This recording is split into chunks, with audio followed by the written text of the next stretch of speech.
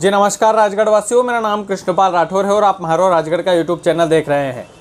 राजगढ़ की 5 विधानसभा सीटों से कांग्रेस ने अपने प्रत्याशियों की घोषणा कर दी है। अब इन प्रत्याशियों में कितना दम है कि चुनाव जिताकर लेकर जो है अपनी पार्टी को एक सीट दे सकते हैं, कितनी ताकत है इन 5 प्रत्याशियों में, इसके बारे में हम बातचीत करेंगे। सबसे पहले 5 प्रत्याशियों के नाम आपको बता देते हैं। खिलचीपुर से प्रियव्रत सिंह, बापू सिंह तंवर राजगढ़ से, गिरीश भंडारी नरसिंहगढ़ से, सारंगपुर से कला महेश मालवी को एक बार फिर से मौका दिया है कांग्रेस ने और गिरीश भंडारी को भी मिला है मौका। और इधर से ब्यावरा में बड़ी असमंजस की स्थिति, 50-50 का मामला था, लेकिन पुरुषोत्तम दांगी जी की जो मनोकामनाएं हैं वो पूरी हो गई है और पुरुषोत्तम दांगी जी वहाँ से चुनाव लड़ रहे हैं। तो ये 5 प्रत्याशी हैं जिनकी घोषणा कांग्रेस ने आज की है।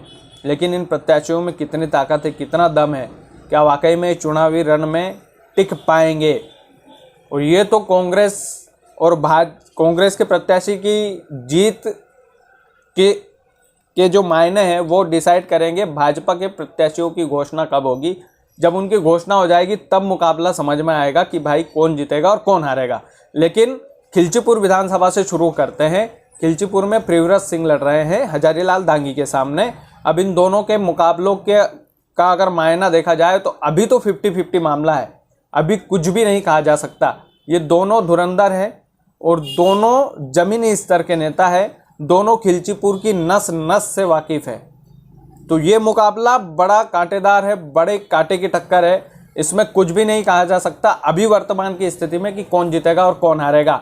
लेकिन अभी अगर वर्तमान में देखा जाए मेरे एनालिसिस से, अब लोग कुछ भी कहें लेकिन मैं मेरी भावना बता रहा हूँ, वर्तमान की स्थिति में अगर चुनाव हो जाते हैं तो प्रियव्रत सिंह भले कम लीड से जीत जाए लेकिन जीत जाएंगे अभी वर्तमान में। और हजारीलाल दांगी भी ताकत लगा रहे हैं, ऐसा नहीं है। और मैं बार बार एक बात बोलता हूं कि चुनाव और क्रिकेट का कोई भरोसा नहीं है। तो हो सकता है कि ये सहानुभूति उनको मिल जाए हजारीलाल जी को कि उनका आखिरी चुनाव है और इस वजह से वो जो है सहानुभूति पाकर डोकराबा को आखिरी चुनाव जिताते खिलचीपुर के लोग। तो कुछ भी नहीं कहा जा सकता है, 50-50 मामला है। अब पुरुषोत्तम दांगी जी की बात कर लेते हैं। ब्यावरा से पुरुषोत्तम दांगी जी फुल मूड में थे कि अगर टिकट नहीं मिला तो बगावत करेंगे, ये ऐसा मेरा मानना है। उनके अंतर्मन को मैंने जहाँ तक समझा है, मुलाकात अभी नहीं हुई है लेकिन फिर भी ब्यावरा के लोगों के मन में भी थी कि रामचंद्र जी को टिकट दे दिया तो पुरुषोत्तम जी बगावत करेंगे, लेकिन ऐसी स्थिति नहीं आई। कांग्रेस ने उनको टिकट दिया है और दमदारी वो भरेंगे, निश्चित तौर पर भरेंगे। उनका समर्थन अच्छा है, उनकी चीज़ें अच्छी है। अब भाजपा का प्रत्याशी डिसाइड करेगा कि वो जीतेंगे कि नहीं जीतेंगे। भाजपा में कौन पुरुषोत्तम जी के सामने किसको उतारेगी भाजपा, ये सबसे बड़ा सवाल है। ये सवाल जब खत्म होगा तब हम एक एनालिसिस के साथ विधानसभा वाइज जो है आपको पूरी जानकारी देंगे कि कौन जीतने वाला है और कौन हारने वाला है। कला महेश मालवी थोड़े से मार्जिन से रह गई थी पिछली बार, बिल्कुल इतने से 4-5 हज़ार वोट से हारी थी। तो कांग्रेस ने एक बार फिर से भरोसा जताया है।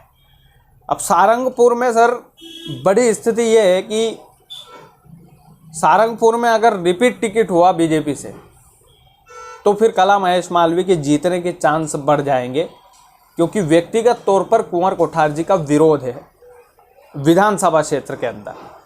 पार्टी को चाहती है यहाँ की जनता, बीजेपी को चाहती है, कमल के फूल को चाहती है, इसमें कोई दिक्कत नहीं है। लेकिन वर्तमान की स्थिति अगर देखा जाए तो कुंवर कोठार जी से नाराजगी तो है। अगर उन्हीं को टिकट दे दिया बीजेपी ने तो कला महेश मालवी जी के लिए आसानी हो जाएगी थोड़ी सी।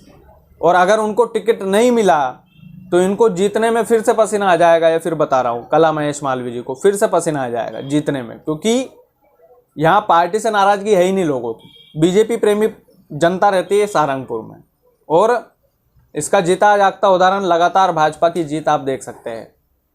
तो ये यहाँ की स्थिति है सारंगपुर की। नरसिंहगढ़ में गिरीश भंडारी, अब गिरीश भंडारी जी के सामने कौन होगा, ये सबसे बड़ा सवाल होगा कि सामने कौन उतरता है।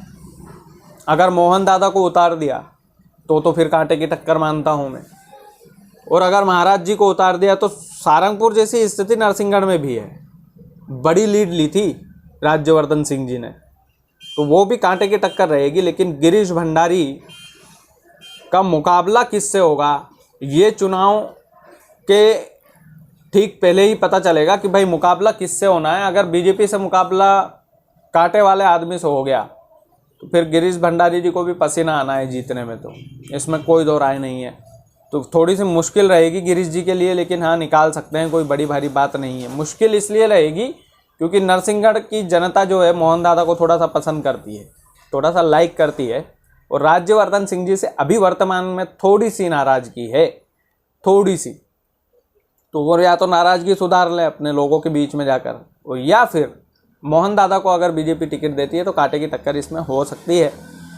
अब अन्य प्रत्याशी भी प्रयास कर रहे हैं, वो मुझसे नाराज मत होना भाई, लेकिन इन दोनों के टॉप प्रत्याशियों के नाम लिए गिरीश जी के सामने। अब एक विधानसभा जो है वो बच जाती है, वो विधानसभा राजगढ़ विधानसभा है। राजगढ़ विधानसभा में किस तरह से सीट निकालेगी कांग्रेस? बापू सिंह तंवर क्या भारी पड़ सकते हैं? क्या बापू सिंह तंवर के सामने अगर जातिवाद का कार्ड खेला गया तो फिर बापू सिंह तंवर को पसीना आ जाएगा जीतने में, कि अगर सोंधिया समाज के किसी प्रत्याशी को वहाँ से उतार दिया या तंवर समाज के ही उतार दिया बीजेपी ने, या फिर पुराने चेहरे को ही लेकर आ गए, तो फिर ज़रूर आसानी हो सकती है। लेकिन राजगढ़ में बड़ी कन्फ्यूज़न की स्थिति है।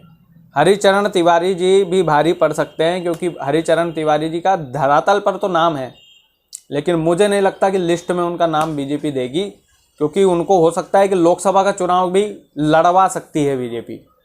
तो ये असमंजस में है वो भी कि मुझे लोकसभा का मिलेगा कि विधानसभा का टिकट मिलेगा। तो ये चीज़ें तिवारी जी के साथ अभी वर्तमान में हो रही है। उनकी मना स्थिति भी थोड़ी सी मुझे लग रही है कि लोकसभा की ओर जा रही है, लेकिन देखना पड़ेगा कि क्या हो सकता है और क्या नहीं। और कांटे की टक्कर तो पांचों विधानसभा में होनी है, इसमें कोई दो राय नहीं है। अब वो बीजेपी के धुरंधर तय करेंगे कि कौन जीतेगा और कौन हारेगा। तो ये पांचों टिकट फाइनल हुए हैं कांग्रेस की तरफ से। अब देखने वाली बात होगी कि मुकाबला किस तरफ जाएगा। और देखिए, मैं बार बार एक ही चीज़ बोल रहा हूँ कि क्रिकेट और चुनाव का कोई भरोसा नहीं है, इसमें कोई भी हार सकता है और कोई भी जीत सकता है।